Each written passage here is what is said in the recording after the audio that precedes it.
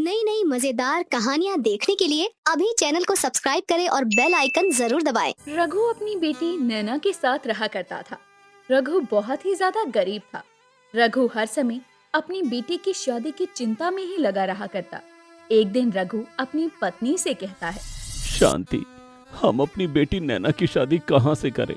हमारे पास तो इतना पैसा भी नहीं है कि हम अपनी बेटी को कुछ दे सकें। अजी आप अचानक ऐसे क्यों कह रहे हैं? आज शाम की बात है, जब मैं अपने खेत से वापस आ रहा था तब मुझे भोला भैया दिखे। वो मुझसे कह रहे थे कि उन्होंने हमारी बेटी नैना के लिए एक बहुत ही अच्छा रिश्ता देखा है। वो लड़का बहुत ही अमीर घर का है। अरे वाह, ये तो बहुत अच्छी बात है। लेकिन उसकी मांग बहुत ज्यादा है और हमारी इतनी हैसियत नहीं कि हम उस लड़के को दहेज दे सके। क्या दहेज? हाँ शांति, उस लड़के की बहुत ज्यादा मांग है। तो क्या हुआ जी, मेरे पास कुछ गहने हैं। अरे आप उन गहनों को बेचकर हमारी बेटी के लिए सब कुछ खरीद लीजिए। रघु अपनी पत्नी के गहनों के साथ अपने खेतों को भी बेच देता है और शादी की तैयारियों में लग जाता है। थोड़े पैसे लेकर वो सुनार के पास जाता है और गहने खरीदने लगता है। उसको गहने खरीदते देखकर सुनार रघु और शांति को ताने मारते हुए कहता है, तो तुम भिखारी भी यहाँ आ गए गहने खरीदने? अरे तेरी औकात है कि तू अपनी बेटी की शादी कर सके और उसको गहने दे सके? सेठ जी, हमसे जितना हो पा रहा है हम अपनी बेटी को दे रहे हैं और आप देखना हमारी बेटी अब बहुत खुश रहेगी। इस तरह रघु गहने लेकर अपने घर आ जाता है और कुछ दिनों बाद वो रोहन नाम के लड़के से नैना की शादी करवा देता है। शादी के कुछ समय बाद नैना अपने घर की जिम्मेदारियां बहुत अच्छे से संभाल लेती है।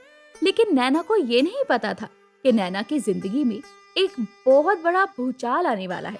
एक दिन नैना अपने घर में काम कर रही थी, तभी नैना की सास रितु उसे आवाज लगाती है, अरे ओ कलमोही, कहाँ है? कहाँ मर गई तू? क्या हुआ माँ जी, आप इस तरह से मुझ पर गुस्सा क्यों कर रही हैं? अरे भिखारन, शाम के 5 बज गए हैं, लेकिन तूने मुझे अभी तक चाय नहीं दी। सुबह की चाय तो पिला देती है, लेकिन शाम को चाय देने में तेरी माँ को मौत आती है क्या? सासू माँ, आप ऐसे क्यों बोल रही हो? आपको जो कुछ भी कहना है मुझे कह लो, लेकिन आप मेरी मम्मी को इस तरह क्यों बोल रही हो? आपको इसका कोई अधिकार नहीं। आहा, बड़ी आई मुझे ज्ञान बांटने वाली। अब तुम मुझे सिखाएगी कि मुझे क्या बोलना चाहिए और किसे क्या नहीं बोलना चाहिए। रुक, आज तो मैं तुझे सबक सिखाती हूँ। इतना कहकर रितु उठती है और एक मोटी लाठी से नैना को बेरहमी से मारने लगती है। नैना दर्द से तड़पती हुई अपनी सास को कहने लगती है, सासू माँ मुझे छोड़ दीजिए, मुझे माफ कर दीजिए। मैं आज के बाद आपको कभी भी पलटकर जवाब नहीं दूंगी, लेकिन मुझे इस तरह से मत मारिए। एक तरफ तो रितु अपनी बहू नैना को मार रही थी, वहीं दूसरी तरफ नैना का ससुर आ जाता है और अपनी बहू को पिटता हुआ देखकर अपनी पत्नी रितु से कहता है, अरे रितु, क्या हो गया? आखिर तो इसे इतना क्यों मार रही है? अरे ये कल मोही मुझसे जुबान लड़ा रही थी, आखिर इसको इसकी औकात तो दिखानी ही पड़ेगी ना। इसको ये बताना होगा कि ये कहाँ की धूल है। ये मिट्टी की धूल हमारे सर पर चढ़कर नाच रही है, इसीलिए इसको इसकी सही जगह दिखानी है। हाँ, सही कहा। इतना कहकर ससुर भी अब अपनी बहू के ऊपर हाथ उठाने लगता है। सास ससुर दोनों मिलकर नैना को बुरी तरह पीटते हैं और बेचारी के चेहरे पर निशान आ जाते हैं। कुछ समय बाद नैना उठकर चाय बनाने जाती है और चाय बनाकर अपने सास ससुर के सामने रखती है। जैसे ही वो चाय की एक घूंट रितु पीती है, वैसे ही मुंह से चाय उगलते हुए कहती है, अरे छी, कितनी घटिया चाय बनाई है।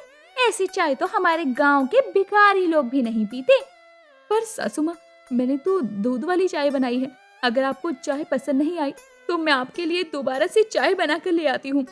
अरे इस घर में दूध क्या तेरा बाप रख कर गया है या तेरी माँ, जिसकी तू चाय बनाकर पिलाएगी? अरे तुझे चाय नहीं बनानी आती तो चल, मैं तुझे सिखाती हूँ। रितु की बात सुनकर नैना समझ जाती है कि रितु एक बार फिर उसके ऊपर जुर्म करने वाली है और बेचारी नैना गिड़गिड़ाते हुए अपनी सास के पैरों को पकड़ लेती है और बोलती है, मम्मी जी, मैं आगे से अच्छी चाय बनाऊंगी। लेकिन प्लीज मुझे छोड़ दीजिए। नैना अपनी सास के पैरों में पड़ी रहती है, लेकिन उसकी सास उस पर रहम नहीं करती और उसे अपने पैरों से धकेलते हुए किचन में गरम चाय उठाती है और नैना के हाथों पर उंडेल देती है। इस तरह नैना का हाथ बड़ी बुरी तरह से जल जाता है। बेचारी अपने ससुराल वालों के इतने अत्याचार सहकर भी कुछ नहीं कह पा रही थी, क्योंकि वो जानती थी कि उसके माँ बाप बहुत गरीब हैं। वो चाहकर भी अपने माँ और बाबा को तकलीफ नहीं देना चाहती थी, इसीलिए वो सारे अत्याचार चुपचाप सहती रही। बेचारी एक दिन अपने कमरे में बैठे हुए अपने माँ और बाप को याद कर रही होती है। नैना अपने माँ बाबा के साथ मस्ती करते हुए इधर उधर भाग रही थी और शाम को खाना बन ही रहा था कि उसमें से नैना खाना निकालकर खाने लगती है। ये देखकर नैना का पिता रघु कहता है, अरे नैना बिटिया, तुमसे इतना भी बर्दाश्त नहीं हुआ कि तुम खाने को पूरी तरह बनने दो। बाबा, आपकी नैना ताजा खाना खाती है और सबसे पहले खाती है, ये कैसे बोल सकते हो आप?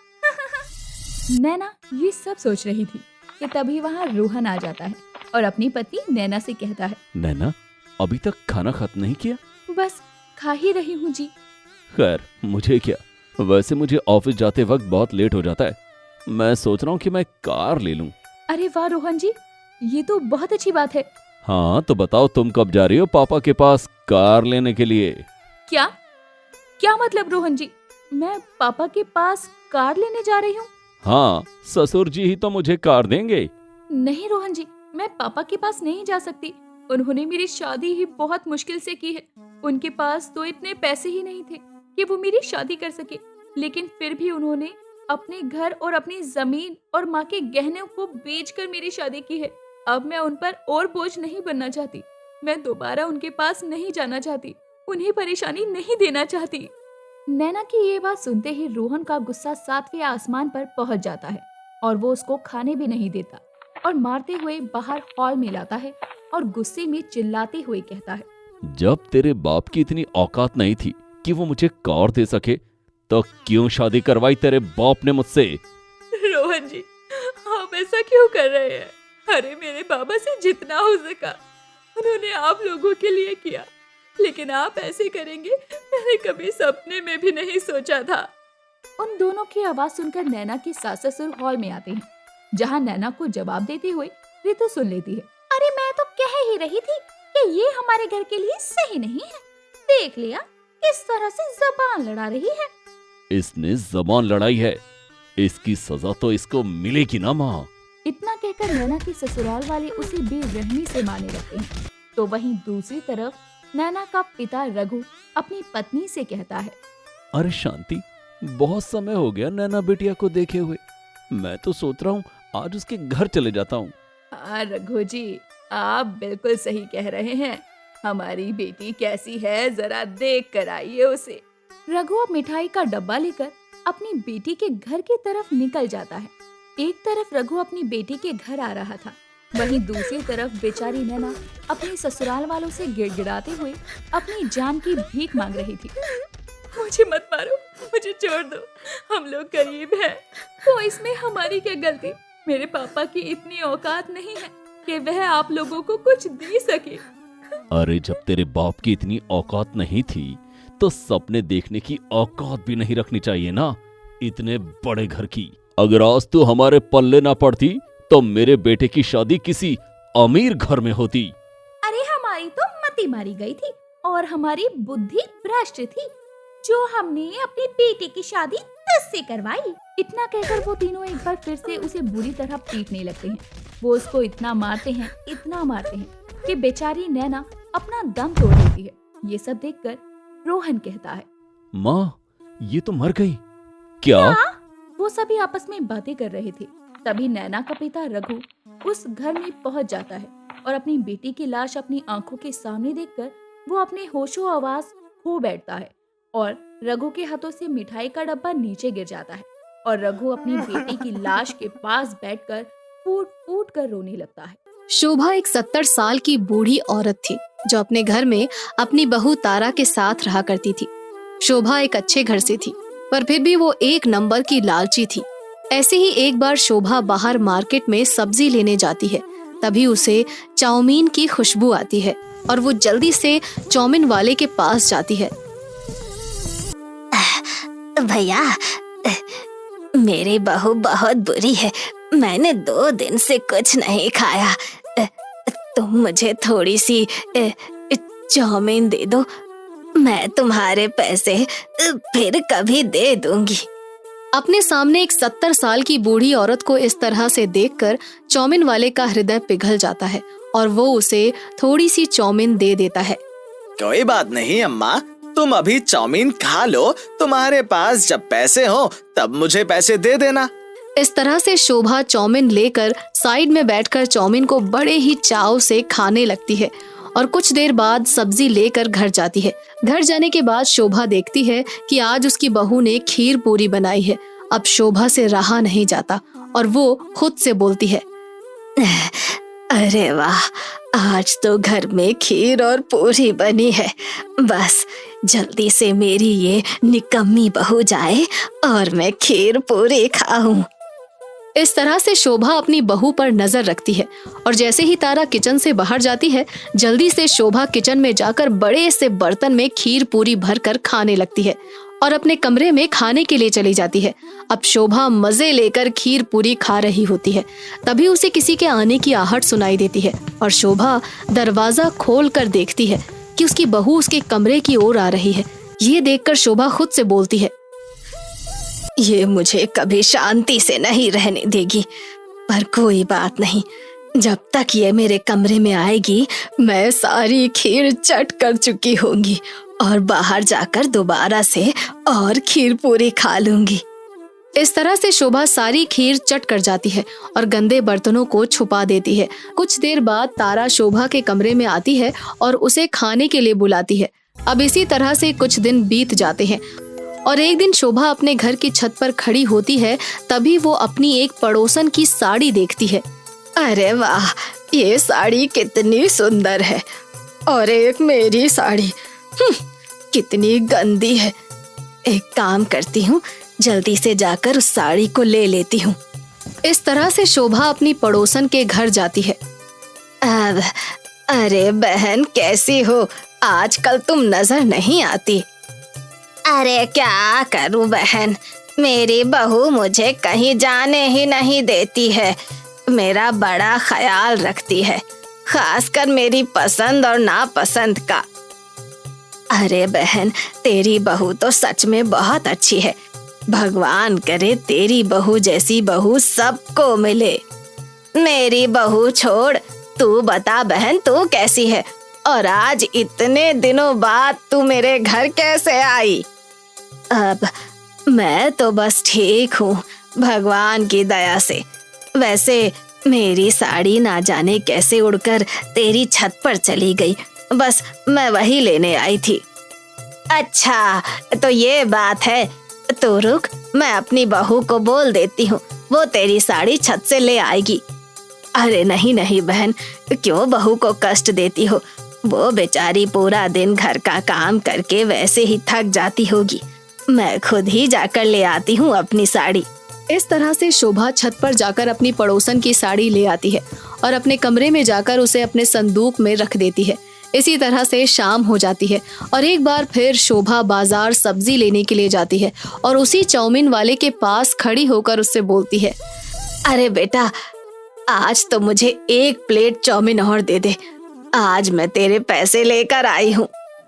अरे कोई बात नहीं, बस आप खुश हो ये देखकर मुझे बहुत खुशी हो रही है। ये लीजिए आपकी चाउमीन। इस तरह से चाउमीन वाला एक बार फिर शोभा को चाउमीन दे देता है। शोभा चाउमीन खाने के बाद के थोड़ी देर बाद रोते हुए चाउमीन वाले से बोलती है, अरे बेटा, मेरा पर्स कहाँ चला गया? यही तो था। क्या हुआ अम्मा? बेटा, मेरा पर्स नहीं मिल रहा और उसमें कुछ पैसे भी रखे थे और गहने भी। मुझे वो गहने सुनार वाले को देने थे, पर लगता है किसी ने मेरा पर्स मार लिया। अब मैं तुझे तेरे पैसे कहाँ से दूंगी बेटा? इस तरह से शोभा बैठकर रोने लगती है। कोई बात नहीं अम्मा, आप शांत हो जाइए। पैसे कहीं नहीं भागे जा रहे, आप अगली बार आकर पैसे दे जाना। चाउमीन वाले की ये बात सुनकर शोभा मन ही मन खुश हो जाती है और वहाँ से चली जाती है और मन ही मन बोलती है, कितनी आसानी से इस चाउमीन वाले को मैंने आज फिर से बेवकूफ बना दिया। अब इस तरह से शोभा का लालच दिन पर दिन बढ़ता जाता है। अब उसे जो अच्छा लगता वो उस सामान को चुरा लिया करती या सामने वाले को बेवकूफ बनाकर उनसे वो सामान ले लिया करती। जो चीज मुझे पसंद आती है वो चीज मैं हासिल करके ही रहती हूँ। बहुत बढ़िया। अब शोभा का लालच इतना ज्यादा बढ़ जाता है कि वो ज्यादातर समय घर से बाहर ही रहती है। ऐसे ही एक दिन शोभा पार्क में टहलने जाती है। तभी उसकी नजर एक लड़की पर पड़ती है जो अपना मोबाइल बेंच पर रखकर एक्सरसाइज कर रही होती है। उस लड़की का फोन देखकर शोभा के मन में लालच आ जाता है। अरे कितना बढ़िया फोन है, काफी महंगा लगता है। एक काम करती हूँ, इस फोन को मैं ही रख लेती हूँ। हाँ। इस तरह से लालची बुढ़िया आराम से उस बेंच पर जाकर बैठ जाती है और तुरंत उस फोन को उठाकर वहां से चलने लगती है। तभी वो फोन बज पड़ता है और वो लड़की शोभा को उसका फोन लेते हुए देख लेती है। अम्मा, मेरा फोन आपके हाथों में क्या कर रहा है? तेरा फोन मेरे हाथों में? हाँ, मेरा फोन आपके हाथों में। कहीं आप मेरा फोन चोरी करने की कोशिश तो नहीं कर रही थी ना? अरे नहीं नहीं बेटा, मैं इतनी लालची नहीं हूँ कि तेरा फोन चोरी करूँ। और वैसे भी इस उम्र में इतना महंगा फोन लेकर मैं क्या करूँगी? वो तो तेरा फोन नीचे जमीन पर गिरा हुआ था, तो बस ये उठाकर मैं पूछने ही जा रही थी कि ये फोन किसका है। इतने में ये फोन बजने लगा और तूने कहा कि तेरा फोन है। शोभा की ये बात सुनकर लड़की शोभा से अपना फोन लेकर उसे धन्यवाद करती है और वहां से चली जाती है। जिसके बाद शोभा मन ही मन खुद से बोलती है, भगवान का शुक्र है जो मैं बच गई, वरना आज तो मैं पकड़ी ही जाती। इस तरह से शोभा वहां से जाने लगती है और तभी उसकी पड़ोसन उसे देख लेती है और वो देखती है कि शोभा ने उसी की साड़ी पहनी है जो काफी समय से उसे मिल ही नहीं रही थी। अब वो तुरंत शोभा के पास जाती है और उससे बोलती है, अरे ये तो मेरी साड़ी है, पर मेरी साड़ी तुम्हारे पास कैसे गई? मैं कितने दिनों से इस साड़ी को ढूंढ रही थी। अरे नहीं नहीं, तुझे कोई गलतफहमी हो रही है, ये साड़ी तो मेरी है। चोर चोरी से जाए पर हेरा फेरी से ना जाए। अरे ये मेरी साड़ी है। तभी पार्क वाली लड़की शोभा और उस बूढ़ी औरत को लड़ते हुए देखती है और उन दोनों के पास जाकर बोलती है, क्या हुआ अम्मा, आप दोनों लड़ क्यों रही हैं? अरे देखो ना, ये मेरी मन पसंदीदा साड़ी है जो मुझे मेरी माँ ने दी थी, पर ना जाने इनके पास कैसे आ गई। अब ये बोलती है कि ये साड़ी इनकी है। अभी कुछ समय पहले इन्होंने मेरा फोन भी लेने की कोशिश की। अम्मा, आपको शर्म नहीं आती इस उम्र में इतना लालच करते हुए? इस तरह से शोभा की पड़ोसन और वो लड़की मिलकर शोभा को बहुत जलील करते हैं, जिसके बाद शोभा तिलमिलाकर घर आ जाती है। अब इस तरह से शोभा अपने पूरे गांव में लालची बुढ़िया के नाम से मशहूर हो जाती है। और जब ये खबर तारा के कानों में जाती है तो उसे बहुत बुरा लगता है और वो अपनी सास से बोलती है, माँ जी, ये सब कुछ क्या है? आप पूरे गांव में लालची बुढ़िया के नाम से फेमस हो रही हैं। आखिर आप दूसरों के सामान पर इतना लालच क्यों करती हैं? हमारे पास किस चीज की कमी है? आप मुझसे बोलिए, आप जो मांगेंगी मैं आपको लाकर दूंगी। तुझे मुझसे क्या मतलब है बहू? मैं जी रही हूँ, मर रही हूँ, घर में आ रही हूँ या नहीं, तुझे कोई मतलब नहीं होता। क्या कभी तूने आकर मेरे पैर दबाए? जब तू बाजार से होकर आती है तो क्या कभी तूने मुझसे पूछा कि माँ जी आपको क्या चाहिए? जब घर में तू पकवान बनाती है तो क्या मुझे आकर कभी देती है? बस तेरी वजह से मैं लालची बनी और दूसरों की चीजों पर लालच करने लगी। अपनी सास की बात सुनकर तारा को अपनी गलती का एहसास होता है, जिसके बाद तारा अपनी सास की खूब सेवा करती है और उसे किसी भी चीज की कमी नहीं होने देती, जिस वजह से शोभा के अंदर का लालच भी धीरे धीरे खत्म हो जाता है। गोपालपुर गांव एक छोटा सा गांव था जहां के लोग हंसी खुशी रहा करते। गांव के लोगों में एकता बहुत थी, लेकिन गोपालपुर गांव में इस बार की सर्दी ने तो मानो लोगों का जीना मुश्किल कर रखा था। अरे गोपालपुर गांव में इस बार की सर्दी ने तो हद ही कर दी है। पूरा पूरा दिन निकल जाया करता है सिर्फ आग के पास बैठे, लेकिन सर्दी कम होने का नाम ही नहीं ले रही है। अरे एकदम सही कह रहे हो दया चाचा, इस बार की सर्दी ने तो गांव वालों को आलसी बना दिया है। इतनी सर्दी लग रही है कि खेतों में काम करने का मन भी नहीं कर रहा। अरे सर्दी की बात तो कर ही मत कमला, सर्दी ने तो सचमुच लोगों की जान ले रखी है। ऐसा लग रहा है इस बार की सर्दी गांव वालों की जान लेकर रहेगी।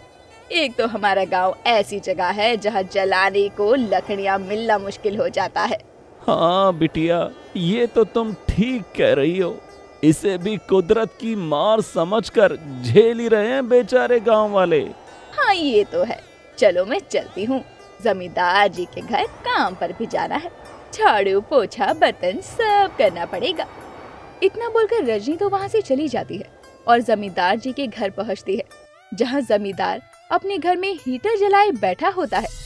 बताओ अमीरों की जिंदगी भी क्या जिंदगी है। गर्मी में ठंडी हवा फेंकने वाली मशीन इनके पास है और सर्दियों में ये गर्म हवा देने वाली मशीन भी। भगवान भी कभी कभी बहुत अन्याय करते हैं। अरे रजनी, आ गई तुम? मैं तुम्हें याद कर रहा था।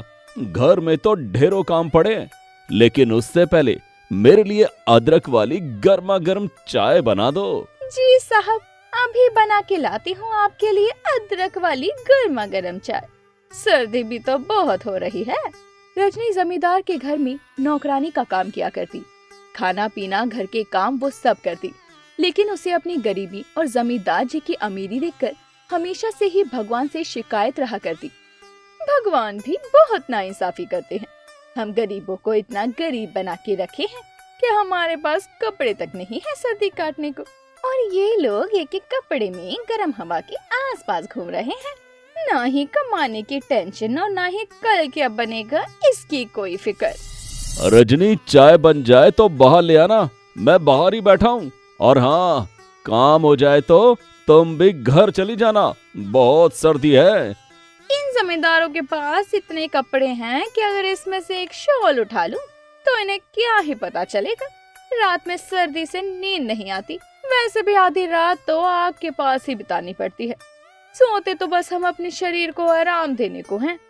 अब जाते जाते रजनी उस शॉल को अपनी साड़ी के पल्लू में छुपाती है और वहाँ से लेकर घर आ जाती है और उसे ओढ़कर काफी अच्छा महसूस करती है। तभी वहाँ कमला का आना होता है। अरे रजनी, क्या बात है, ये शॉल कहाँ से लेकर आई है? इसमें तो तू बड़ी प्यारी लग रही है। अरे कमला, क्या कह रही है? धीरे बोल। ये जमींदार साहब के घर से लेकर आई हूँ, उन्हें बिना बताए। उन्हें भी कहाँ ही पता चलने वाला है कि उनके घर से एक शॉल कम हो गई है। अरे बात तो तेरी एकदम सही है रजनी, जमींदार साहब के पास भला किस चीज की कमी है, लेकिन अब तो तेरी रातें बड़ी अच्छी कटने वाली है। अरे हाँ, ये तो बहुत गर्म है। वैसे आजकल में जमींदार साहब की शहरी बेटी गांव में आने वाली है। अच्छा, वैसे तो उसका यहाँ ना बेकार है इस सर्दी में, वो भी शहर में तो 100 सुविधाएं हैं सर्दी से बचने की, और यहाँ की सर्दी तो बस जान ले ले ऐसी सर्दी है। अरे काहे की सर्दी, अभी अभी जमींदार जी के घर में गर्म हवा फेंकने वाली मशीन देख कर आई हूँ।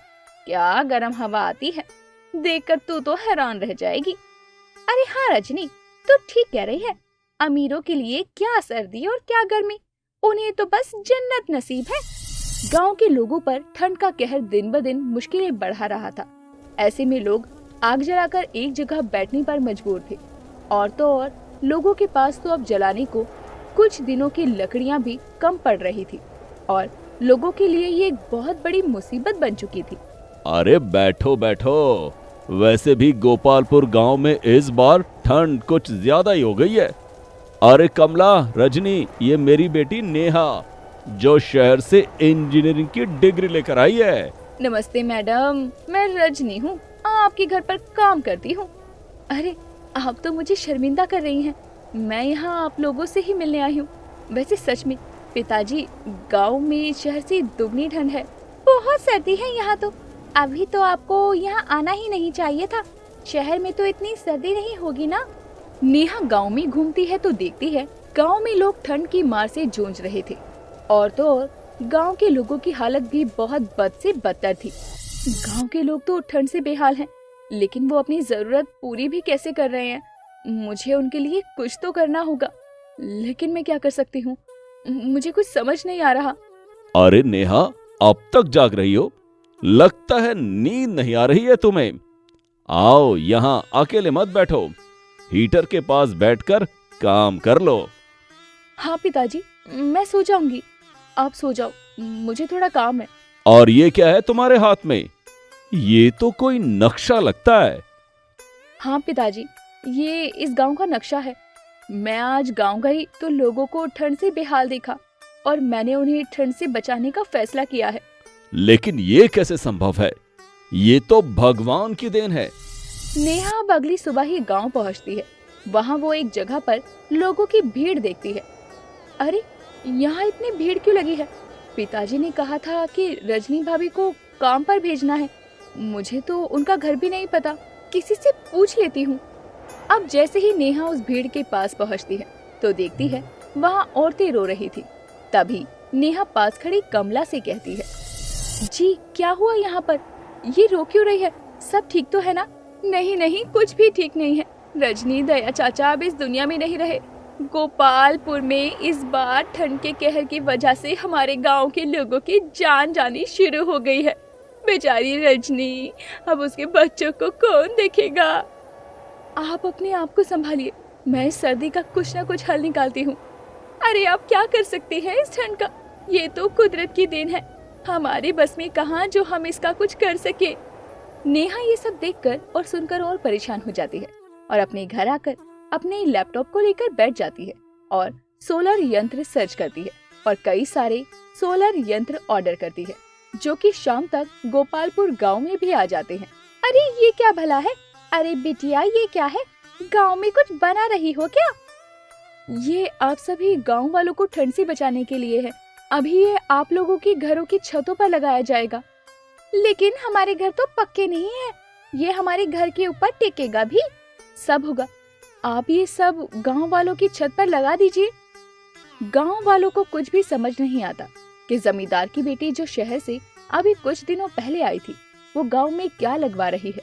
लोगों में इसी बात की चर्चा का विषय बना हुआ था। लेकिन जब सभी गांव वालों की झोपड़ी के ऊपर सोलर यंत्र लगने लग जाता है तो नेहा गांव वालों को इकट्ठा करके कहती है, मुझे पता है आप लोग चिंता में हैं। आखिर ये मैंने आप लोगों के घरों के ऊपर क्यों लगवाया? ये आपके घरों को और आप सभी को ठंड से बचाने के लिए लगा है। मतलब अब इससे धीरे धीरे सर्दी चली जाएगी? नहीं नहीं, ऐसा कुछ नहीं है। बस ये आपको घर में इतना गर्म रखेगा जिससे आपको सर्दी कम लगेगी, और जब इस पर धूप पड़ेगी तो ये आपके घर को उसकी सूरज की किरण से गर्म रखने का काम करेगा। बिटिया, तो तुम इसी की पढ़ाई की हो? ये तो तुमने गोपालपुर गांव के लिए बहुत बढ़िया काम किया है। गांव में वैसे भी हमने इस ठंड की वजह से अपनों को खोया है। अब इस गांव में ठंड के कहर से किसी और की मौत नहीं होगी। जमींदार की बेटी नेहा ने अपनी पढ़ाई के जरिए गरीब गांव वालों को ठंड के कहर से बचा लिया और गांव के लोग भी सोलर यंत्र के गर्माहट से बहुत खुश थे, क्योंकि अब उन्हें पहले जितनी सर्दी नहीं लग रही थी। रामदीन एक गरीब व्यक्ति था जो अपनी दूसरी बीवी राधा और बेटी काजल के साथ रहता था। रामदीन हमेशा सुबह 6 बजे फैक्ट्री के लिए निकलता और रात के 10 बजे ओवर टाइम लगाकर घर आया करता। पर जब से राधा आई थी तब से घर में केवल राधा की ही चला करती थी। अब रामदीन भी उसके हाथों की एक कठपुतली बनकर रह गया था। राधा काजल को हमेशा परेशान किया करती थी। ऐसे ही एक दिन, अरे ओ करमजली कहीं की, अब रसोई में बैठकर अपने बाप के काम पर जाने का दुख मनाती रहेगी या मेरे लिए चाय भी लेकर आएगी? हाँ माँ, बस अभी लाई। अब काजल सारा काम छोड़कर सबसे पहले राधा के लिए एक कप चाय लेकर आती है और उसके पास जाकर खड़ी हो जाती है। चाय पीती हुई राधा अपने सामने काजल को खड़ा पाती है और मुंह बनाते हुए उससे बोलती है, क्यों री, मेरे सर पर क्यों खड़ी है? घर का सारा काम खत्म हो गया क्या? नहीं माँ, पर मैं जल्दी से घर का सारा काम खत्म कर लूंगी।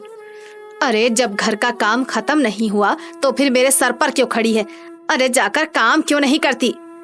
माँ, मुझे आपसे आज्ञा लेनी थी। वो गांव में बहुत बड़ा मेला लगा है, मैं अपनी कुछ सहेलियों के साथ उस मेले में जाना चाहती हूँ। यहाँ बाप को दिन और रात का पता नहीं होता और बेटी है कि सहेली के साथ मेले में जाना चाहती है। कान खोल कर सुन ले, अगर घर से एक कदम भी बाहर रखा तो मैं तेरी दोनों टांगे तोड़ दूंगी। इतना बोलकर राधा काजल का हाथ गर्म चाय के कप में डाल देती है और बेचारी काजल जोर से चिल्लाने लगती है। जिसके बाद राधा काजल से बोलती है, ये तो बस एक ट्रेलर है, ताकि तेरे दिमाग में बाहर घूमने का विचार आए तो उससे पहले तुझे अपनी सौतेली माँ का अत्याचार याद आ जाए। अब जाकर कुएं से पानी भर कर ला। पर माँ, कुआं अपने घर से बहुत दूर है।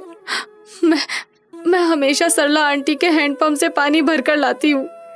जानती हूँ, इसीलिए तो तुझे कुएं पर भेज रही हूँ, ताकि तुझे तेरी गलती की सजा मिल सके।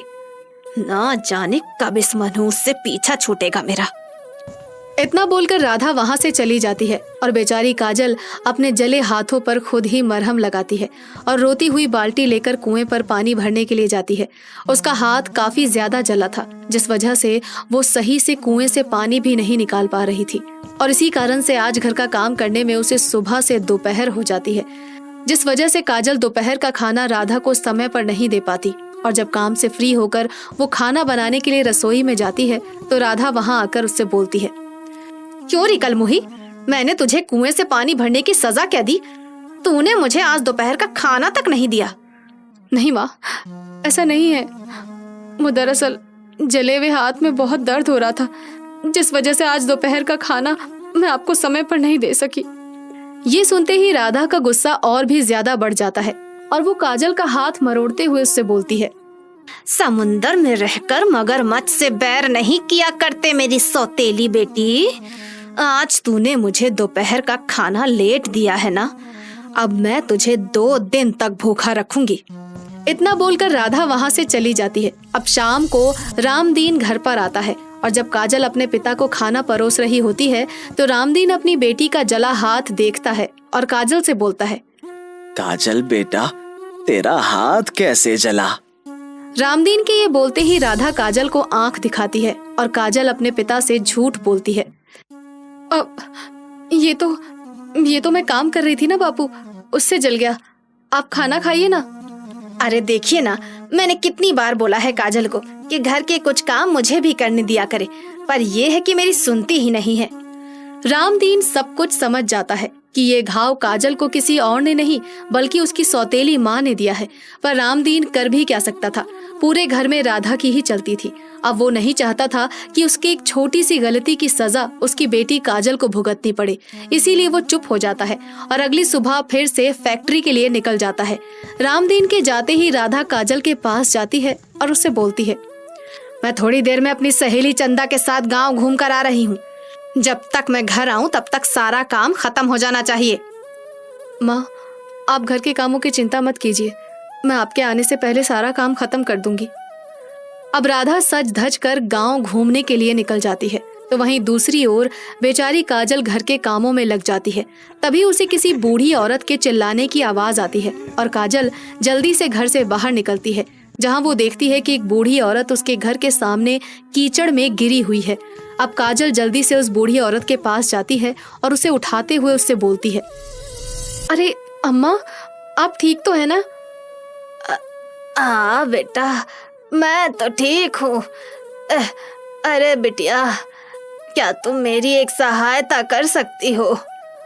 हाँ अम्मा, क्यों नहीं, बताइए।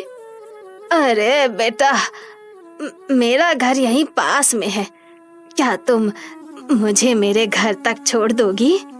बूढ़ी औरत के कहने पर काजल उस औरत को मना नहीं कर पाती और उसे सहारा देती हुई उसके घर तक छोड़ने चली जाती है और वो बूढ़ी औरत काजल को कुछ देर अपने घर बिठा लेती है। अब कुछ समय बाद जब काजल अपने घर पहुंचती है तो वो देखती है कि उसकी सौतेली माँ राधा घर पर है, जो गुस्से में तिलमिलाई हुई थी। काजल को देखते ही राधा उसे डंडे से पीटना शुरू कर देती है और उससे बोलती है, क्यों री, मैंने तुझे बोला था ना घर में रहने को और घर का सारा काम करने को। माँ मुझे माफ कर दीजिए, वो मैं उन बूढ़ी अम्मा का दर्द देख नहीं सकी, इसीलिए उन्हें छोड़ने के लिए घर चली गई थी। तुझसे उस बूढ़ी अम्मा का दर्द नहीं देखा गया ना। अब जब मैं तुझे घर के बाहर इस कड़कती धूप में खंबे से बांध दूंगी ना, तब देखती हूँ किसको तुझ पर तरस आता है। इतना बोलकर राधा काजल का हाथ पकड़ती है और घर के बाहर कड़कती हुई धूप में उसे खंबे से बांध देती है। ये सब देखकर गांव की एक औरत राधा से बोलती है, अरे राधा बहन, तुम अपनी सौतेली बेटी पर इतना अत्याचार क्यों करती हो? शायद इसीलिए इतने सालों में अब तक तुम माँ नहीं बन पाई हो। मुझे ज्ञान देने की जरूरत नहीं है, समझी? मैं अपनी सौतेली बेटी से बहुत प्यार करती हूँ। ये तुम्हारी बेटी की तरह मेरी और मेरे पति का मुंह काला न करवाए, इसीलिए मैं इसे सजा देती हूँ। अगर तुम्हारी बेटी की तरह मैंने भी इसे छूट दे दी तो ये भी ना जाने किसके साथ अपना मुंह काला करवा कर आएगी। इतना बोलकर राधा काजल को बांधकर घर में चली जाती है और शाम को जब रामदीन आता है तब अपनी बेटी को बाहर पाता है और वो राधा पर बहुत गुस्सा होता है, जिस पर राधा बोलती है, हाँ हाँ, तुम तो मुझे ही सुनाओगे ना। मैं इसकी सौतेली माँ जो हूँ, मैं नहीं चाहती कि वो बिगड़े, बस इसीलिए मैंने ये सब किया। काजल हाथ से निकले उससे पहले हमें उसकी शादी करवा देनी चाहिए। इस तरह से राधा मगरमच्छ के आंसू लेकर बैठ जाती है और रामदीन को काजल की शादी के लिए मना लेती है। ऐसे ही कुछ दिन बीत जाते हैं और एक दिन राधा काजल के लिए एक लड़का देखती है जो कि काजल से उम्र में 15 साल बड़ा था और उसकी एक औलाद भी थी। जब उस लड़के के बारे में रामदीन को पता चलता है तो वो राधा से बोलता है, नहीं राधा, मैं उस लड़के से अपनी काजल की शादी नहीं करूंगा। मेरी काजल अभी सिर्फ 20 साल की है और वो लड़का मेरी काजल से 15 साल का बड़ा है, ऊपर से एक बच्चे का बाप भी है।